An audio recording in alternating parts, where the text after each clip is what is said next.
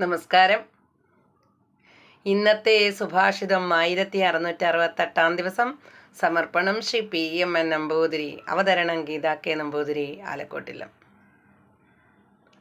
നിഷ്കലം നിഷ്ക്രിയം ശാന്തം നിരവധ്യം നിരഞ്ജനം അമൃതസ്യ പരം സേതും ദഗ്ധേന്ദനമിവാനലം.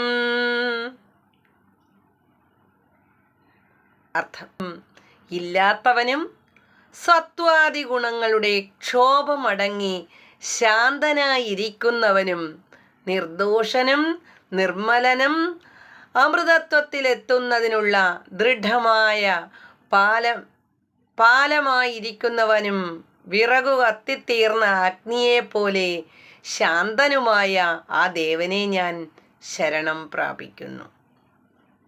ഹരി ഓം. നന്ദി, നമസ്കാരം.